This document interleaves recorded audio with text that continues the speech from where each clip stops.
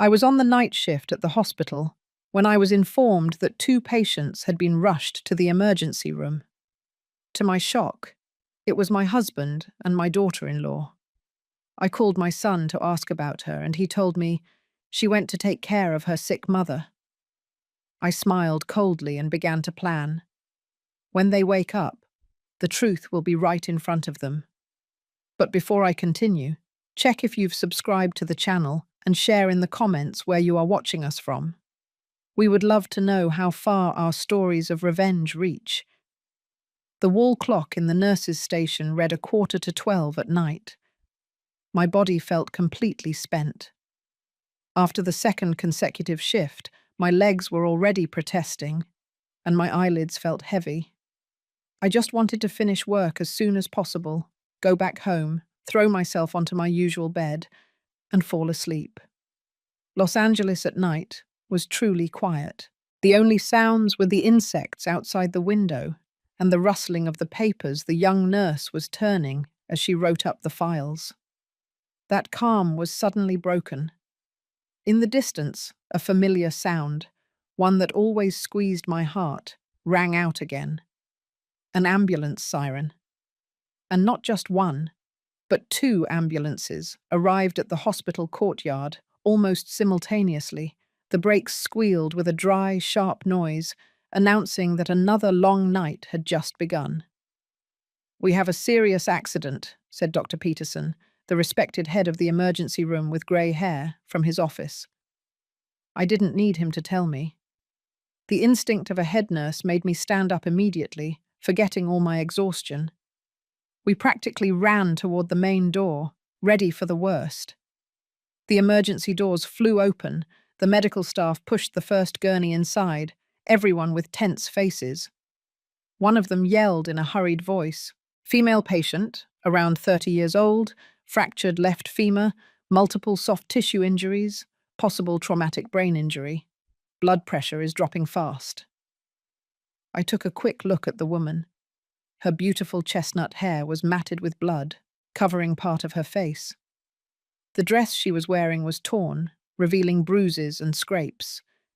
But what made me frown was another smell, not the smell of blood. A strong odor of alcohol hit me right in the nose. Just as the first gurney passed, the second one came in right behind it. Male patient, around 60 years old, severe head trauma, unconscious, possible internal hemorrhage. My gaze immediately shifted to the still man, and then my entire body froze.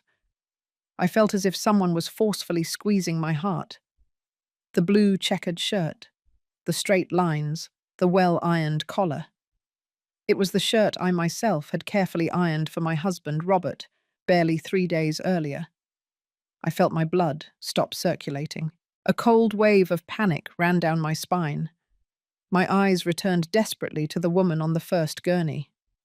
I tried to look through the dried blood and swollen bruises. Those lips, the bridge of that nose. My God, it was Clara, my daughter-in-law. The world around me spun. "Angie!" A firm hand vigorously shook my shoulder. "Angie, we don't have much time." Dr. Peterson's tough voice pulled me out of the abyss of shock. I looked him in the eyes and saw urgency and confidence in them. This was not the time to be a wife or a mother-in-law. It was time to be the head nurse, Angie. I took a deep breath, swallowing the panic that threatened to rise in my throat.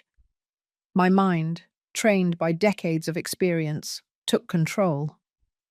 I walked toward Robert's gurney and began reading his vital signs on the monitor. My voice came out clear, firm, and professional. Without the slightest tremor, both were rushed to adjacent operating rooms. "Angie, you're in charge of this case," ordered Dr. Peterson. I nodded without saying anything. Under the intense white light of the operating room, the outside world disappeared. All that remained were the constant beeping of the machines, the metallic sound of the instruments, and Dr. Peterson's short orders. I was across from him, with my husband's open body between us. My hands worked like a machine. I handed him every instrument at the exact moment, without hesitation. And then, the most terrifying moment arrived. The constant beeping of the heart monitor suddenly stopped, replaced by a long, continuous, sad, and desperate sound. The electrocardiogram line on the screen had gone completely flat. Robert's heart had stopped beating. "No pulse! Defibrillator! Fast, Angie!" shouted Dr. Peterson, his voice cutting through the alarm. I didn't hesitate for a second. I turned, charged the defibrillator, and felt the weight of the two paddles in my hands. I placed them on the bare chest of the man with whom I had shared more than 30 years of my life. "Fire!" yelled Peterson. I pressed the button. A dry sound. Thump! It echoed as his body lifted from the table due to the electric shock. We all held our breath, eyes fixed on the screen. The line was still flat. I charged the defibrillator again. Another shock. And then, in the midst of a suffocating silence, a faint beep broke the air. Then another. The line on the screen began to move again, forming small waves. The heart had started beating again. The surgery continued. Almost 5 hours passed, long as a century. When Dr. Peterson made the last stitch and took off his gloves, the sun was already rising outside.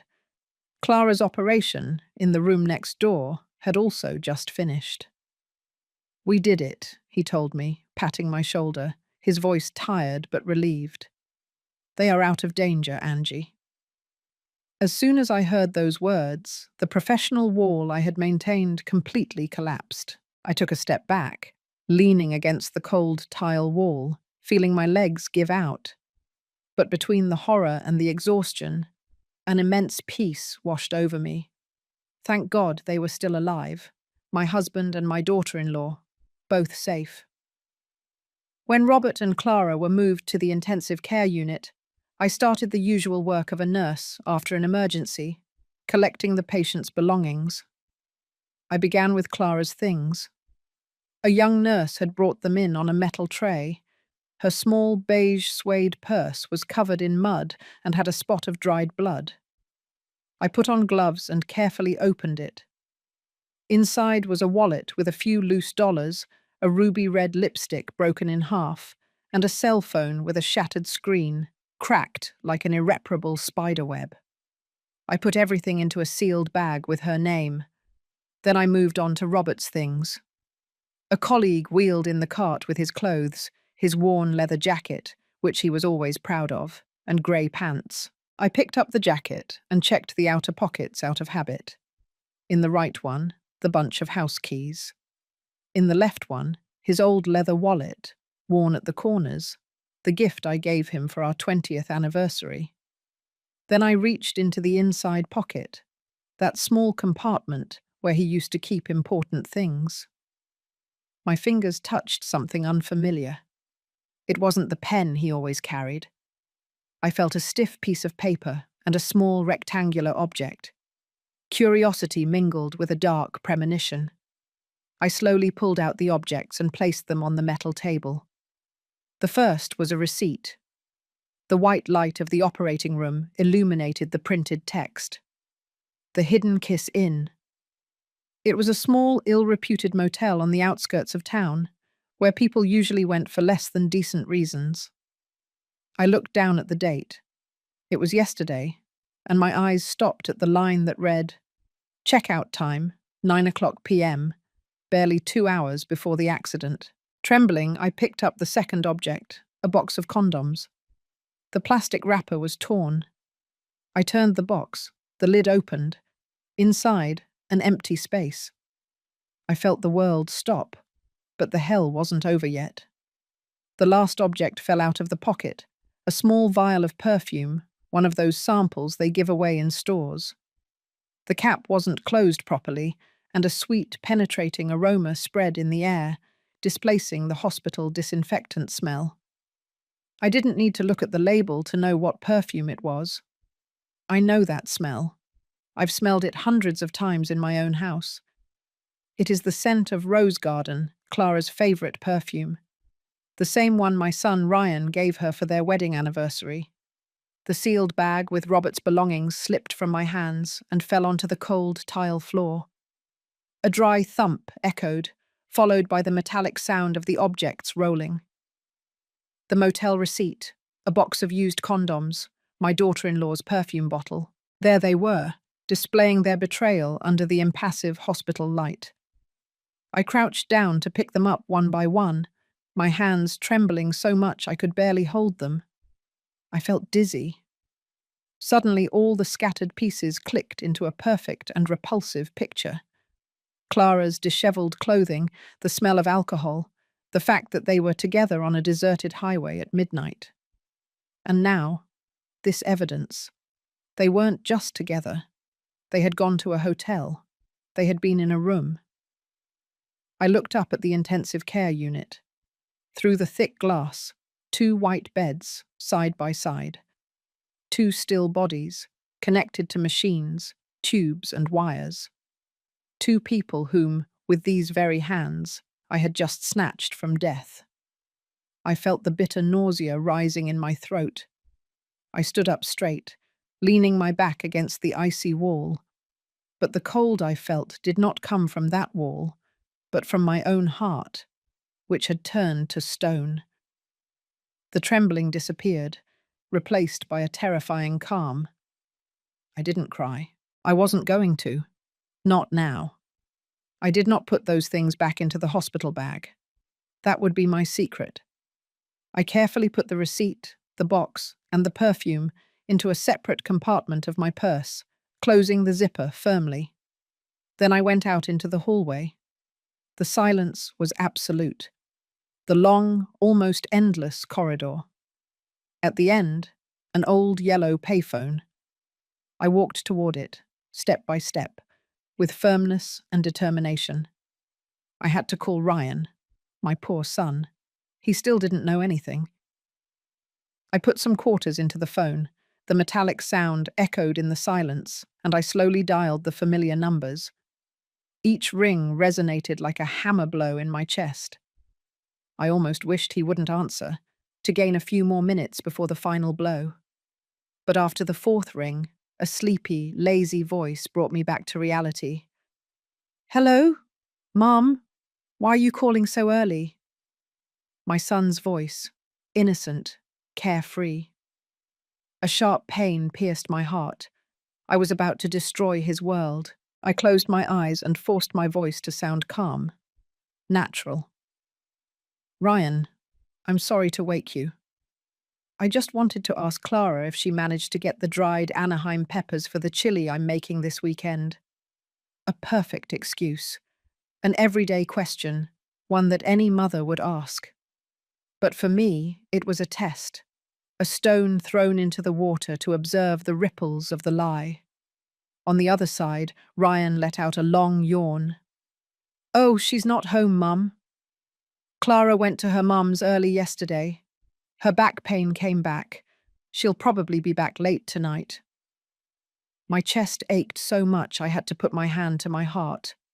A fluid lie. A story built, planned, rehearsed to cover a night of adultery. They had already prepared everything. They had already talked about it between them. And they used my own son as a shield. The cruelty of it took my breath away. I tried to keep my voice steady, even though my throat had dried up. "Oh, really? And your dad?" I was calling him all night and he didn't answer. "Dad left for Chicago early yesterday, Mum. He left a note on the table saying he was going to visit Mr. Smith, his friend from his army days. He said not to wait for him for dinner." Another lie. A perfect script. A wall built with deceit to protect their guilt. There were a few seconds of silence on the line. I could hear Ryan's calm breathing, the breathing of someone who suspected nothing, someone who lived in a castle of happiness built on sand. I took a deep breath. When I spoke again, my voice no longer had warmth. It sounded flat, cold and precise, like a nurse informing family about a patient's condition. Ryan, come to General Hospital immediately where Mum works. Go straight to the emergency room. The sudden change in my tone woke Ryan instantly. His voice became alarmed. Mom, are you okay? Did something happen to you? I'm fine, I replied, each word like a piece of ice. It's your dad and Clara. They were in a car accident. What? Ryan cried out over the phone, his voice cracking with shock and disbelief. An accident? But how could they be together?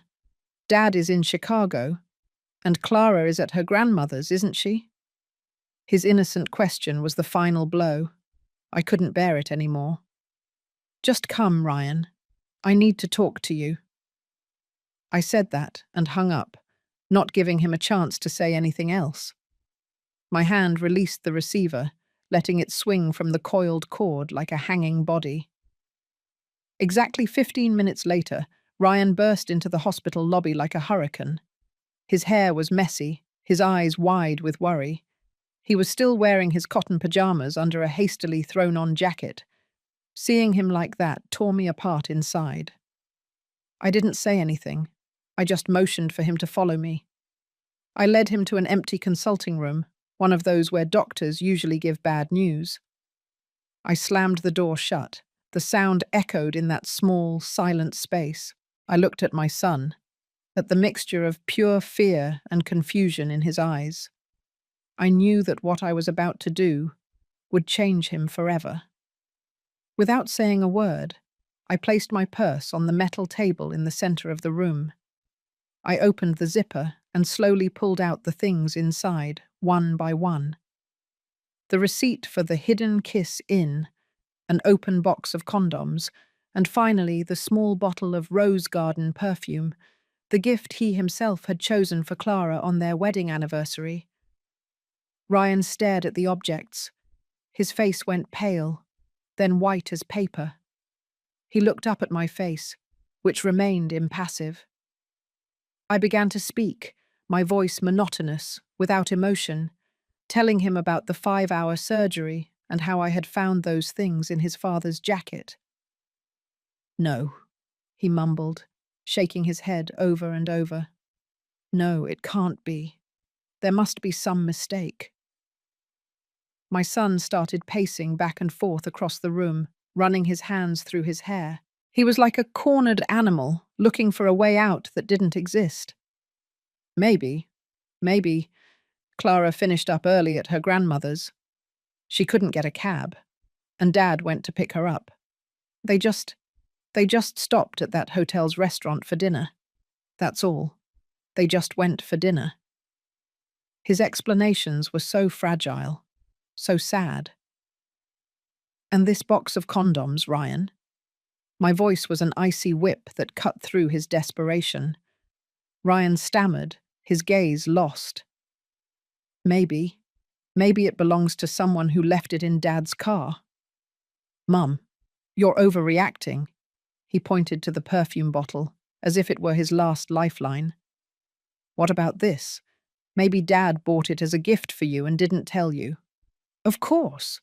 Maybe Dad liked the perfume Clara wears and asked her for help picking one out for you. I looked deep into my son's eyes. I didn't see rage, only an absolute desperation clinging to a shattered faith. He didn't want to believe it. He couldn't, because to do so meant his entire world would collapse. I didn't argue any further. It was useless. I silently put the evidence away, carefully placing it back in my purse, like a soldier storing their weapon after a battle whose outcome they already know.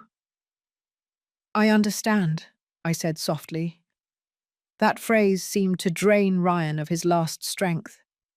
He slumped into the chair, covering his head with his hands, and his body began to shake uncontrollably. I knew that, in that moment, in this war, I was alone. My son, shattered by the pain, had preferred to believe a perfect lie rather than face a terrifying truth. The next afternoon, when the sun's rays entered sideways through the hospital window, Clara was the first to wake up. I was sitting by her bed, with knitting needles in my hand, pretending to concentrate on a half-finished scarf. I heard a faint moan, then the rustle of the sheets. I didn't look up immediately. I wanted her to see me first. Clara's eyes opened slowly, still cloudy and disoriented after the deep sleep. She looked at the white ceiling, then the IV stand, trying to recognize reality. Her gaze wandered around the room until it stopped on me. For an instant, her eyes were completely blank. But immediately recognition gleamed, followed by a flash of pure horror. Her pupils contracted, her already pale face became almost transparent. Her dry lips moved, trying to utter something, but no sound came out. She looked like a cornered little animal, aware that the hunter was sitting right next to her. Calmly, I put the needles and the ball of yarn into the wicker basket. I smiled, a soft, warm smile, the same one I always gave my daughter-in-law. I stood up, walked to the bed, and naturally adjusted her pillow, being careful not to tangle her hair with the oxygen tube. My voice was calm, like when I talk to any frightened patient. "You're awake, Clara. Don't try to move too much. You have a broken femur." I paused and looked her straight in the eyes, which were wide with fear. "You and your father-in-law were in an accident, but luckily you are both out of danger, thank God." I pronounced the words, "and your father-in-law," with a very precise intention. I saw a shiver run through her, the fear in her eyes mixed with confusion. She didn't understand. My tenderness was more terrifying than any accusation. Hours later, Robert also woke up. His first reaction upon seeing me there, silently peeling an apple, was a visible start. His entire body tensed. He tried to sit up, but the pain from the head wound forced him to frown. "Angie," he murmured. "What? What happened?" I put down the knife and the apple slice and poured him a glass of water. I carefully placed the straw next to his lips. "You had a severe concussion to your head. Dr. Peterson said you need complete rest." I looked at him with a serene expression, with no more emotion than an attentive wife. "You and Clara were very lucky to survive." From then on, I began my performance. I cared for them with the dedication of a saint. I took Robert's blood pressure. I checked Clara's IV. I helped them drink sips of water, eat spoonfuls of soup. Every gesture was perfect, every movement measured, worthy of a head nurse, of an exemplary wife and mother. I didn't let a single crack show in my mask, not a look of resentment, not a word of venom. My calmness was the cruelest form of torture. I watched them, and when they thought I wasn't looking, I saw them exchanging furtive glances. They were quick looks, full of worry and suspicion. They were trying to communicate with each other in that silent language of accomplices, trying to figure out how much I knew. They were afraid, but my perfect care gave them a faint hope that maybe I still didn't know anything. That night, Ryan came in. My son's face was drawn, his eyes sunken from insomnia and pain. He looked at his wife, who lay weak in the hospital bed, and then at his father, his head bandaged. Doubt, love, and confusion wrestled in his eyes. I knew I had to act. I stood up, took him by the arm, and led him to the hallway, toward the noisy vending machine. I bought him a can of hot coffee and put it in his icy hand.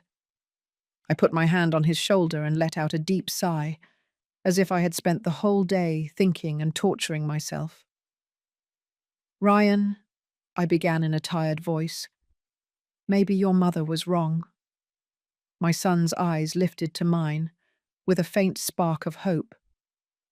I continued, now with a voice full of guilt and regret. "That shift was too long and the shock was too great. Maybe I imagined things. All of that, perhaps, like you said, was just a misunderstanding."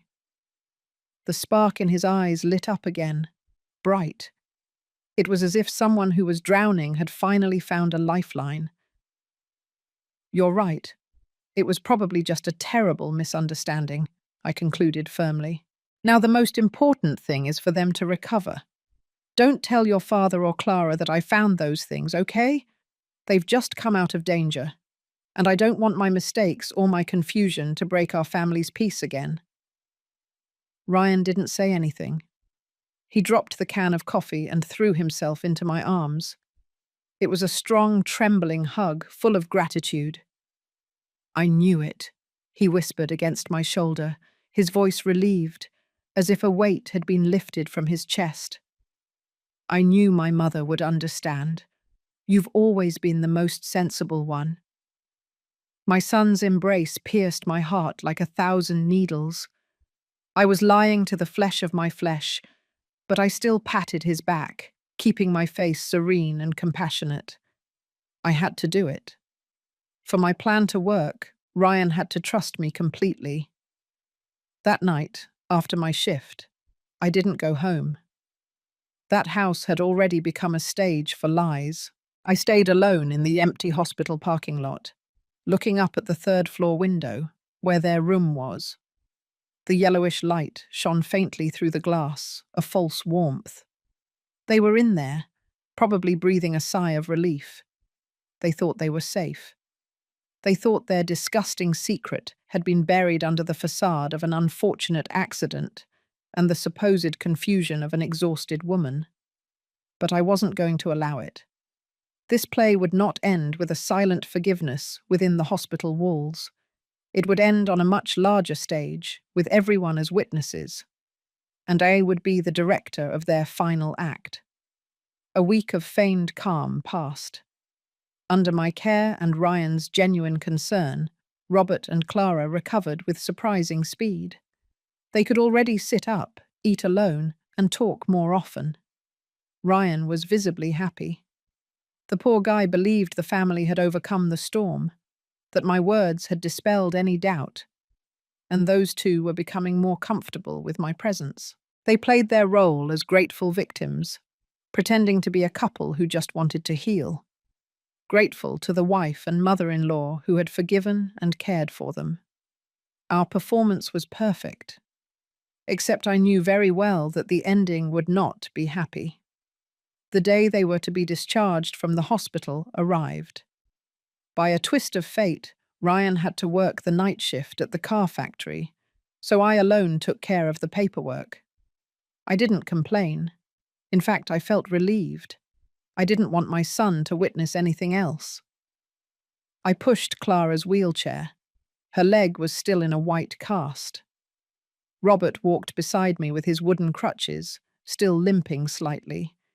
We looked like a family who had just gone through a misfortune, and were now supporting each other to move forward. A picture so moving it was ridiculous. We moved slowly toward the hospital cashier in the main lobby, which was full of people. The cashier was a young woman named Sophie, with a delicate face and large, round, bright eyes. I knew her. Sophie had been working there for almost a year. She was fast and always very respectful. She received the folder of documents from my hands. She smiled at me and said, "Good morning, Mrs. Angie," before starting to review the papers. But when she looked up to compare the information with the patient's, the smile vanished from her face. Her delicate eyebrows furrowed visibly. Her gaze moved from Robert's face to Clara's, and then to me, with a clear expression of confusion and doubt. Her reaction did not go unnoticed by me, and it seemed the other two noticed it too. I saw Clara, by reflex, lower her head slightly and tightly grip the arms of the wheelchair. Robert coughed uncomfortably and looked away, pretending to watch the people coming and going through the main door. Their awkwardness was a mute confession. Sophie quickly regained her professional demeanor. She lowered her head and focused on the computer. The sound of the keys echoed on the counter. "The total is done. I wish you a speedy recovery." Her voice sounded a little mechanical. I thanked her, and then I turned to Robert, taking some cash out of my wallet. I already paid most of it with a card. This is so you can take a taxi and leave sooner. I have to stay to hand over my afternoon shift. I'll go home later. I could see the relief shining in their eyes. The idea of not having to share the ride with me seemed like immense liberation. Robert nodded repeatedly. He quickly took the money and immediately helped Clara get up. Together they slowly moved toward the main exit. They walked as if they were fleeing. I stood motionless in front of the counter, watching their backs until they disappeared through the automatic glass doors. Then I slowly turned to Sophie's station. She pretended to organize a pile of invoices, but I knew she was waiting for me. A certain uneasiness was still noticeable in her large, round eyes. I smiled kindly at her, that cordial smile of a head nurse that everyone in the hospital knew. "Is something wrong, Sophie? I saw you look a little surprised when you looked at them just now." The girl hesitated, clasping her hands. I'm not sure, Mrs. Angie. I'm afraid I might be mistaken, but I think I've seen them before, not as patients." I remained silent, waiting patiently. My intuition told me that this was not a simple mistake. Seeing that I wasn't pressuring her, Sophie took a deep breath and continued, lowering her voice as if afraid someone might hear her. "Exactly 1 week ago, on Tuesday, around noon, it was the same day as the accident. That day, I was on my lunch break at the taco stand, just across from the hospital's main entrance, and I saw them." She paused, trying to remember. "I remember it perfectly because the gentleman's leather jacket was very nice and stylish. I even thought it would be great if my boyfriend had one like it." My heart leaped. The day of the accident. At noon, the leather jacket. Everything matched. "What were they doing, dear?" I asked her, trying to keep my voice as natural as possible, as if I only felt a passing curiosity. "I saw them leaving a jewelry store, Doctor. The Eternal Jewel shop, right next to the taco stand," Sophie recounted. The memory seemed to project clearly in her mind. The girl looked very happy, very pleased. I even saw her wrap her arms around the gentleman's neck, stand on her tiptoes, and say something to him while laughing. They looked very, very close. The girl hesitated, searching for the right word. At the time, I thought they were a young couple buying engagement rings or an anniversary gift. They truly looked in love. So when I read on the medical file that their relationship was father-in-law and daughter-in-law, I was surprised and felt a little uncomfortable. A key piece, a piece I was completely unaware of, clicked into place with cruel perfection. Before going to the hotel, before giving themselves over to forbidden pleasure, they had gone shopping to buy jewelry, the gift of betrayal. A rush of icy rage went down my spine, but I kept the smile on my face. "Oh, you must have mistaken them for someone else. It's not uncommon for a father-in-law and his daughter-in-law to go out to buy a gift for the son," I replied calmly, easing the girl's discomfort. "Thank you, Sophie. You can go back to your work." I turned and walked away, leaving Sophie with an expression still full of doubts. I didn't go back to the nurse's station. I didn't go to hand over my shift. Instead of going up, I turned around and took the path to the stairs leading to the basement. Down there, in that damp space, impregnated with the smell of dust and old papers, was the domain of the security department. Sean, the head of security, was sitting in front of a row of black and white monitors. His severe face was illuminated by the dim light. He was a middle-aged man, reserved but reliable. I had taken care of his mother the previous year, when she went through a serious illness that almost killed her. He told me then that he owed me a favor, and I knew the day had come to collect it. Hearing my footsteps, he looked up. "Good afternoon, Dr. Angie," he greeted with a slight nod of his head.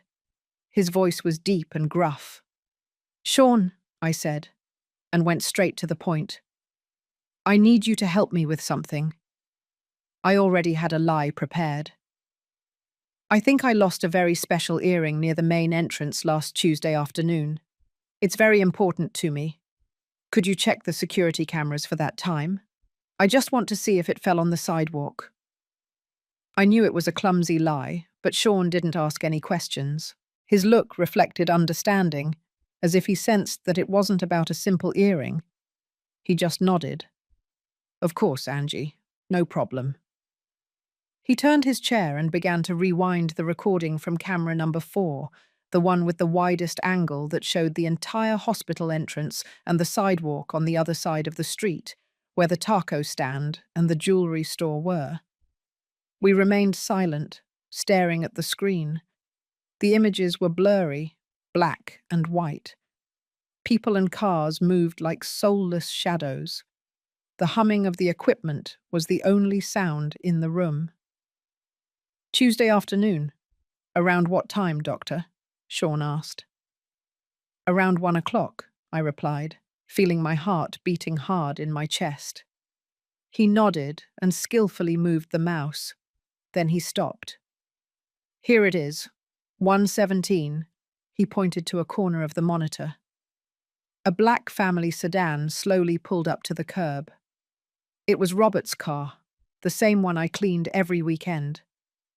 I felt a knot in my stomach. Robert got out of the driver's seat. He didn't head for the hospital like any number of visitors would. He calmly walked around the front of the car, elegant, courteous, and opened the passenger door. Clara descended. Even with the black and white image, with the visual noise, I recognized the floral dress that I would later see torn and blood-stained in the operating room. A brutal contradiction between the feigned beauty and the atrocious truth. They did not enter the hospital. They crossed the street, heading to the other side. Robert's gestures were attentive, gentlemanly, considerate. When a motorcycle sped by, he raised his hand to shield Clara, a protective, theatrical gesture. They did not look like father-in-law and daughter-in-law. They looked like a couple in love. And they walked directly into the Eternal jewelry store, just as Sophie had said. Should I fast-forward the video? Sean whispered. I nodded, unable to utter a word. He fast-forwarded the recording. About 20 minutes later, the store's glass door opened again. They came out and stopped under the awning. In Clara's hand was a small red velvet box. She opened it, looked down inside, and smiled, a radiant, satisfied smile. And then, the scene Sophie had described appeared before my eyes, sharp and painful like 1,000 stabs. Clara closed the box and put it in her purse. Then, in a way as natural as it was unexpected, she put both arms around Robert's neck, stood on her tiptoes, and whispered something in his ear. Robert laughed out loud, wrapped his arms around her waist, and pulled her close to his body. For a brief moment, under the afternoon sun in Los Angeles, they looked like a couple lost in the intoxication of love. A wave of icy anger rose in my chest, burning like acid. My hand, resting on my thigh, had clenched into a fist without me realizing it. Could you copy this video onto a flash drive for me, Sean? My voice was almost a whisper, hoarse with contained emotion. The whole segment, from when they arrived until they left. Sean looked at me, then back at the image of the two embracing on the screen.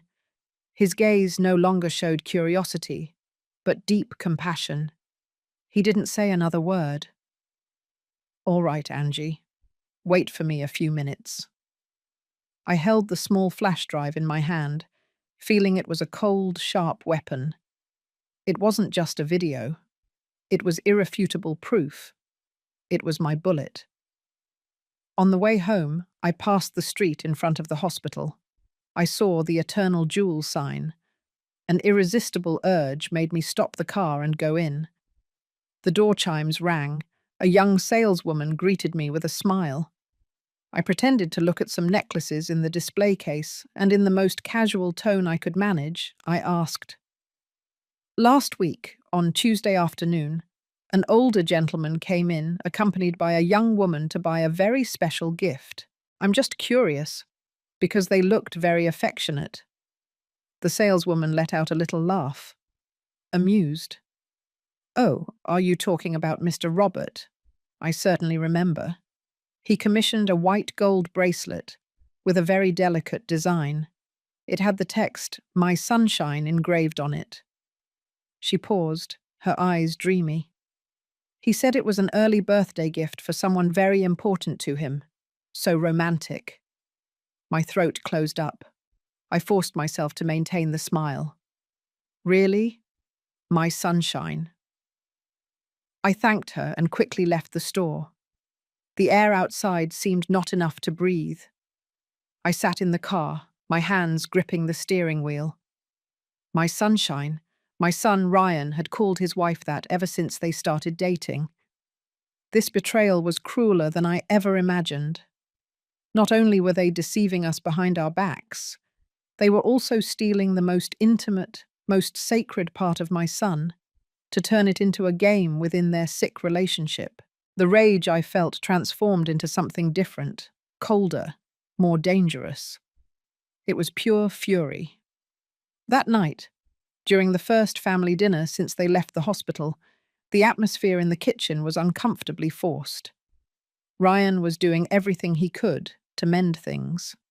He kept talking and smiling, serving food repeatedly onto his wife's and father's plates, trying to create a semblance of happiness that he desperately longed for. Robert and Clara just lowered their heads and ate. They occasionally exchanged furtive glances and then watched me, cautiously. They lived in a mixture of temporary relief and latent fear. I slowly put down my fork and knife. The slight sound they made upon touching the plate broke the silence. All eyes were on me. I smiled, with the warmth of a mother, of a wife. "It's almost Clara's 30th birthday, isn't it?" "An important milestone in a person's life," I said cheerfully. "What if we throw a big party for her? I think we should invite the neighbors and her closest friends and give her a spectacular surprise." Ryan's face immediately lit up. The tiredness and shadow in his expression disappeared, replaced by genuine excitement. "That's a great idea, Mum. Clara will love it. She's been complaining lately that everything is too boring." Clara feigned shyness, a slight false blush on her cheeks. "It's not necessary, Mum. It would be a bother for everyone." But I clearly saw the impossible-to-hide joy in her eyes. A big party, where she would be the center, the queen. That was exactly what she had always wanted. Robert also nodded, saying it was an excellent idea to celebrate that they had overcome their misfortune. A few days later, when the house seemed to have returned to normal, I began the second phase of my plan. During dinner, while everyone was talking animatedly about the guest list, I suddenly let out a sigh laden with regret and guilt. "Oh my God, I just remembered something important." Everyone looked at me. The atmosphere tensed. "Mrs. Betty, my best friend since I was young, who lives in New York City, is coming to California for a week. She's only staying for 2 days. And unfortunately, one of those days falls exactly on Clara's birthday." I said this with a tone of discomfort. Then I added, in an even more apologetic voice, "I haven't seen her in over 10 years. If I don't go this time, we might not get another chance. Ryan, could you drive me? It would only be for the day. We'd leave early, see her for a bit, and come back late at night." Clear disappointment was visible on Ryan's face. "But that means I would miss Clara's birthday. I wanted to stay to surprise her." At that moment, I took Clara's hand, looking at her tenderly. "Forgive me, dear. How about we have the surprise party a day later, on Sunday?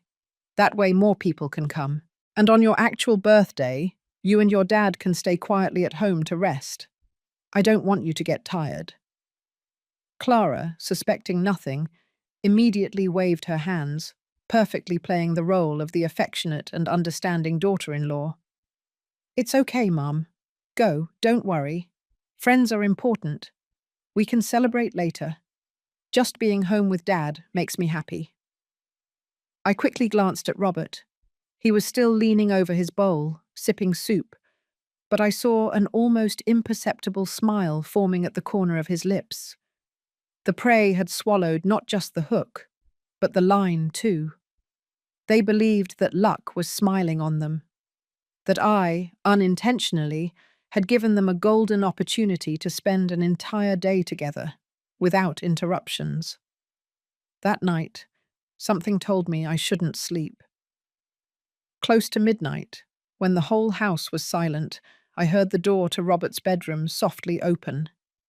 I held my breath. I heard cautious steps, almost imperceptible, heading toward the backyard, where there was a table and chairs under the bougainvillea. I carefully slipped into the living room, and without making a sound, I slightly parted the curtain to look outside. A while later, just as I imagined, the door to Ryan and Clara's room opened. Clara, in a very fine silk nightgown, tiptoed out to the patio. In the dim moonlight, I couldn't hear what they were saying. I only saw the shadows of their heads together, and occasionally muffled laughter. They were planning their special day. I knew I had to act immediately. The next morning, when Ryan had already left for work, and the other two invented the excuse of going shopping to have time alone, I called Max. He was the son of a patient whose life I had saved years ago, and now he installed security systems. He owed me a favor. I asked him to place tiny microphones, the kind that are almost impossible to detect. He installed one under the coffee table in the living room. He hid another one behind the lush flower pot with the pothos plant in the backyard. And the most sophisticated one of all, he perfectly camouflaged inside the digital alarm clock on Ryan and his wife's nightstand. I lied to Max, telling him that the neighborhood security had been bad lately, and I wanted to prevent burglaries while I was away. He didn't ask any more questions. I couldn't sleep that night. When I was sure everyone was asleep, I put on the wireless headphones and connected them to the device. And then I heard it. Robert's whispering voice, captured from the backyard microphone. "Even the heavens are on our side. The old woman and the idiot son left the way clear for us to enjoy a whole day together." Clara let out a sharp laugh, with a brazenly flirtatious tone.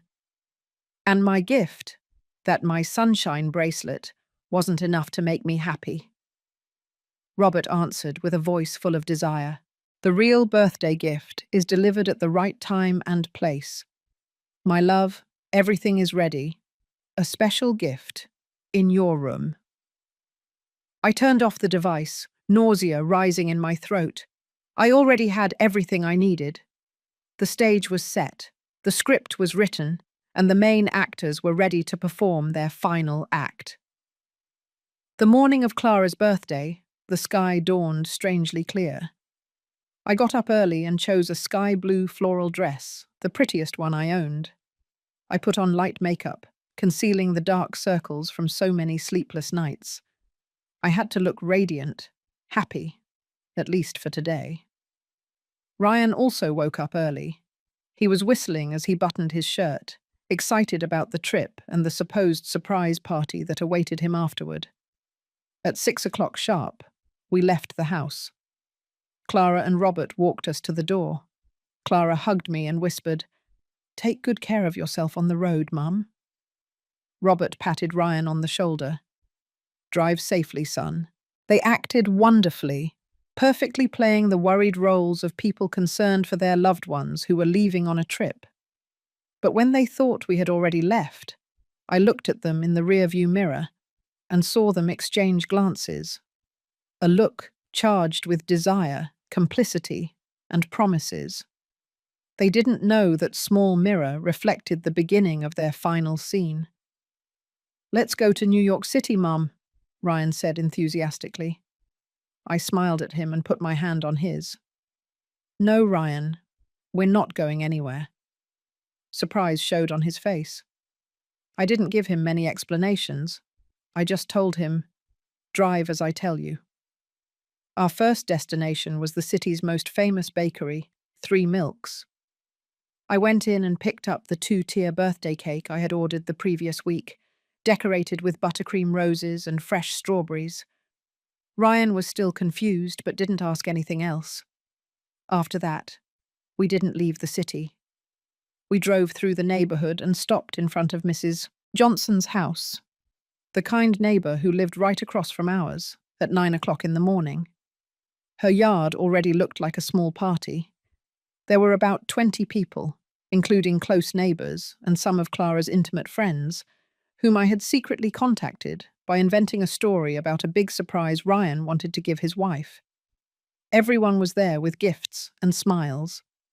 I briefly explained to them that it was a surprise prank, that Ryan and I would pretend to leave so Clara would let her guard down.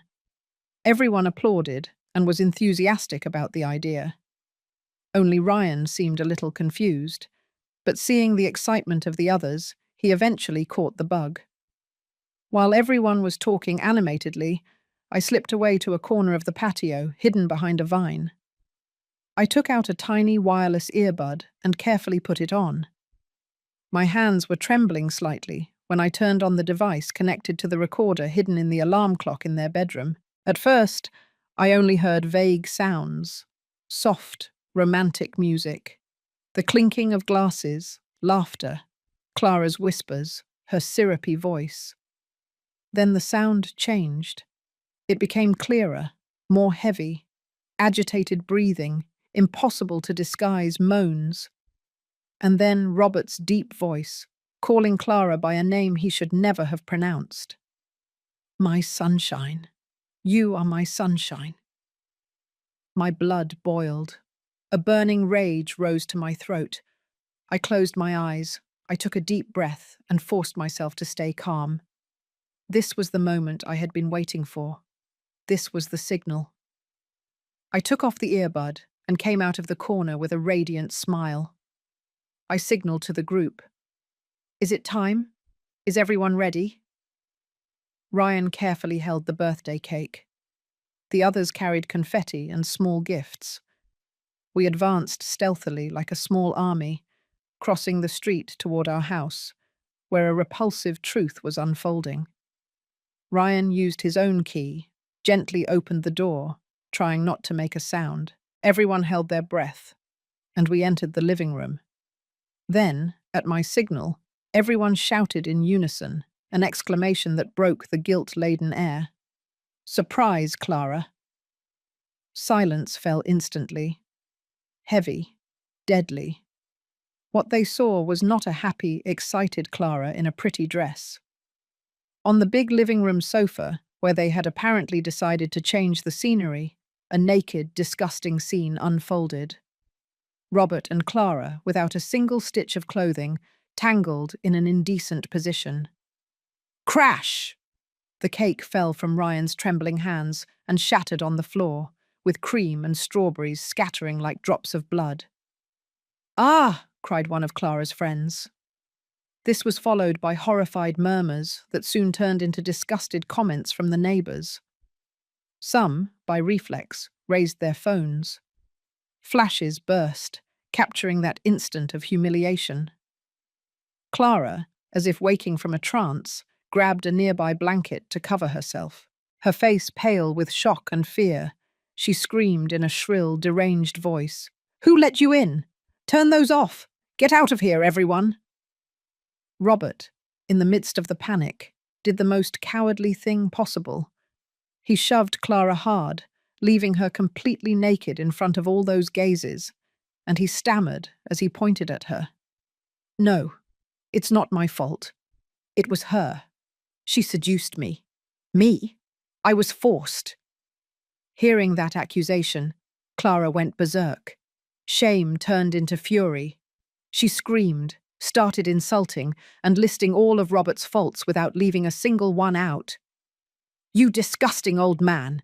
You said you loved me. You said you would give me everything. Where is the bracelet, my sunshine? Where are your promises now? They were accusing each other, humiliating each other, and ripping off their masks in front of everyone, right there in the house. In the middle of the chaos, Ryan fell to his knees on the floor, amidst the pieces of shattered cake. He clutched his head with his hands, trembling as if with a fever. His entire world, his family, his love, had collapsed before his eyes, in the cruelest and most public way possible. I slowly walked toward him. I didn't look at the other two. I sat down beside him among the debris. I placed my hand on his shoulder, a gentle but firm touch. Amidst Clara's screams and Robert's cowardly excuses, another sharp sound cut the air, interrupting the chaos. Police sirens. Mrs. Johnson, the kind neighbour, with the clarity of someone observing from outside, had called the authorities when she saw that the situation had completely spiraled out of control. 2 officers entered, with the tiredness and annoyance of those who have seen too much human misery. They looked at the scene. An older man with a towel hastily tied around his waist, a young woman crying under a thin sheet, the remnants of the birthday cake scattered on the floor as if they were evidence of a crime, and the group of neighbours murmuring around. Their looks were of pure weariness. They asked the onlookers to leave so they could take statements. The crowd slowly dispersed, but before leaving, everyone cast their final glances at Robert and Clara, a mixture of contempt, pity, and a hint of satisfaction. My stage had lowered the curtain, but the echo of that performance would resonate throughout the neighbourhood for a long time. I helped Ryan stand up. My son did not cry, did not scream. He remained silent, a silence more terrifying than any rage. His empty, lifeless gaze was fixed on the 2 people who were trying to dress themselves with shame under police supervision. He was watching those who were once his whole world, now reduced to 2 naked strangers, in every sense of the word. One of the officers asked us if we wanted to press charges for disturbing the peace. I shook my head and replied in an oddly calm voice, "It's not necessary, officer. I think the biggest punishment for them is what just happened. Public. Clear." When the police left, recording a family incident, the house sank into a thick silence, permeated with shame. Clara and Robert were in opposite corners of the living room, unable to look at us or at each other. Their forbidden love had died the moment it was exposed to the light. Finally, Ryan spoke. His voice was hoarse, empty, as cold as ash. "You have 15 minutes. Pick up the necessities and get out of here." Clara burst into tears desperately. She crawled toward him, trying to grab his leg. "Ryan, please forgive me. I made a mistake. He tricked me. I just—" Ryan took a step back, with a gesture of repulsion, as if about to touch something filthy. "Don't touch me." 3 words without hatred, only with absolute distance, more painful than 1,000 knives. The next morning, Ryan and I went to the lawyer's office together. We didn't talk much during the drive. My son drove with a vacant stare. I, in silence, watched out the window. We were no longer a family, but 2 survivors of a shipwreck. Our lawyer, Mr. Miller, was an old family friend. He looked at us with compassion and some sadness. I didn't beat around the bush.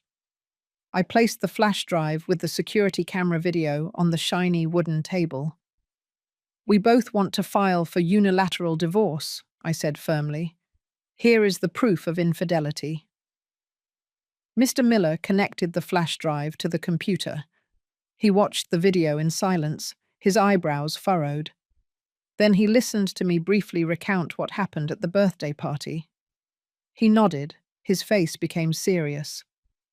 "With this, and the testimonies of over a dozen witnesses, everything will be resolved quickly and in your favour." The court processed the case faster than I imagined. Robert and Clara did not appeal. They had nothing to defend themselves with, not a single opportunity to justify themselves. The public humiliation had stripped them of all weapons. A few days later, they returned to the house to collect what was left of their things. Ryan and I deliberately went out. We didn't want to see their faces or breathe the same air as them. That afternoon, I ran into Mrs. Johnson at the grocery store. She took my hand, her eyes full of compassion. She told me she had seen them. They weren't together. Clara called a taxi and loaded her suitcases into the car alone. An hour later, Robert arrived driving his black sedan. He put a few cardboard boxes in the trunk and left without a word. Mrs. Johnson said they looked like two strangers who had just closed a fair deal, leaving the place that was once their home, each in a different direction, without saying goodbye. The news of the scandal spread like wildfire. From our small neighborhood, it reached the entire city of Los Angeles. Robert lost his job at the construction company. No one wanted to hire someone so discredited. Clara disappeared without a trace. It was said she had left the city. They vanished from our lives, leaving behind only a pile of ashes. I went to work my final shift at General Hospital. I left my resignation letter on the director's desk. He tried to convince me to stay, offering me a raise and fewer hours, but my decision was already made. That place, like that house, held too many painful memories. The emergency room, the operating room, the hallway where I discovered the truth, all were fragments that still tore at my heart. That night, Ryan and I sat in the middle of the empty living room. We had sold almost all the furniture, keeping only the essentials. The house now felt immense and icy. Ryan looked at me. For the first time in days, he really looked at me. His gaze was no longer empty. It contained a deep sadness and a tiny spark of hope. "Mum," he said in a hoarse voice, "should we leave here?" I nodded without hesitation. I put my hand on his, rough and firm. "Let's go, son, to a place where we can start over." 2 years have passed since we left Los Angeles, leaving behind the ruins of an old life. The small town of Santa Monica hides by the Pacific Ocean, far from the noise and toxic memories hundreds of miles away. The air here smells of salt and bougainvillea, and the sound of the sea, which never stops, cleanses the wounds of the soul. We used all our savings and the money from the house sale to open a small clinic. It is nothing more than a little white house with a pink bougainvillea trellis in front of the door, where we hung a wooden sign that reads, "Hope Clinic." It's not big or modern like General Hospital, just enough to treat the fishermen, farmers, and working families of the area. But for us, it is everything. I take care of the medical side, examining patients and prescribing medication. All those years of experience as a head nurse had given me a solid foundation. Ryan took care of everything else, the records, the medications, and especially tending the small green garden behind the clinic. My son had changed. He was thinner, his skin tanned by the sea wind, but the emptiness in his old gaze had disappeared, replaced by a deep peace. The scar on his heart was still there, I knew it, but it was no longer an open wound. What surprised and delighted me the most was that Ryan had a special soft spot for the little patients. Every time a child was afraid of an injection, he would appear and do clumsy coin tricks to distract them, or tell bad jokes until the tears turned into laughter. Seeing his sincere smile as he played with the children, I knew that his heart was healing, little by little. One afternoon, as the sun was setting into the sea, a young woman named Eve came running into the clinic with her 5-year-old son in her arms.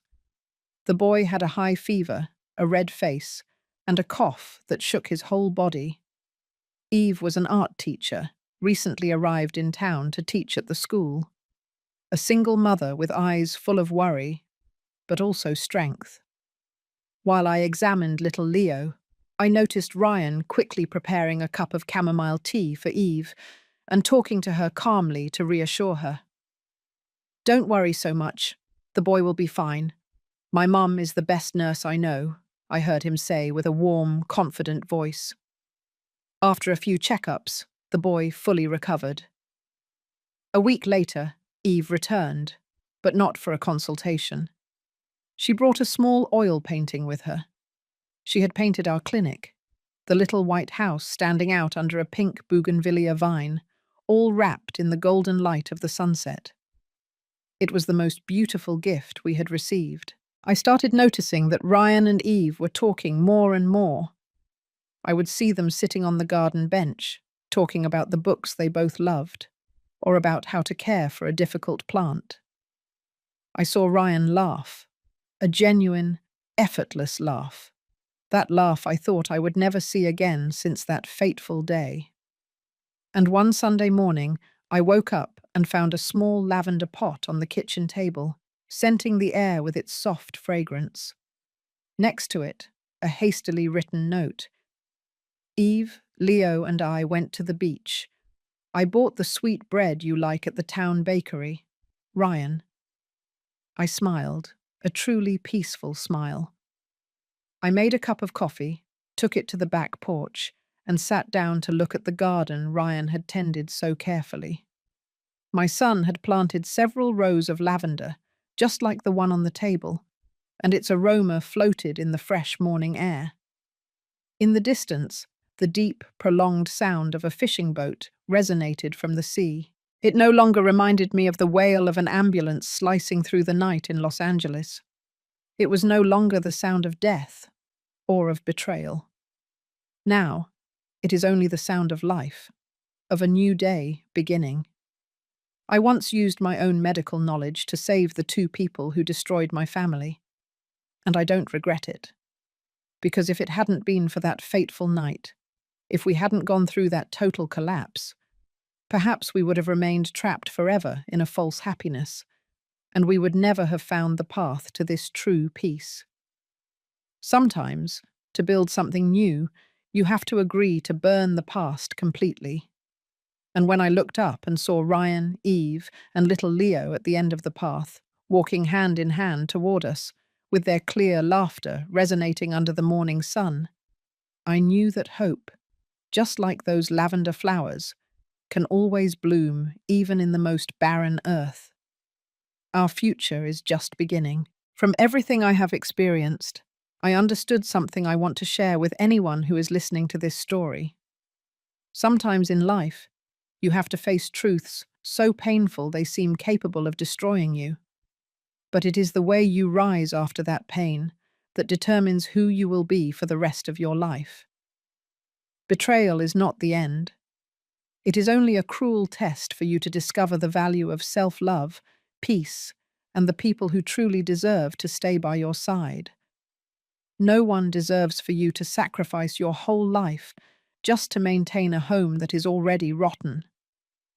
Happiness is sometimes not about clinging on, but about daring to let go, about having the courage to step out of the darkness to regain the light, for yourself and for those you love. The story you just heard has had its names and places changed to protect the identity of the people involved. We are not telling it to judge, but with the hope that someone listens and stops to reflect. How many mothers are suffering in silence inside their own home? I truly wonder, if you were in my shoes, what would you do? Would you choose silence to maintain the peace? Or would you dare to face everything to regain your voice? I want to know your opinion, because every story can become a candle that lights the way for someone else. God always blesses, and I am convinced that courage will lead us to better days. For now, on the final screen, I'll leave two of the channel's most beloved stories. I'm sure they will surprise you. Thank you for staying with me until this moment.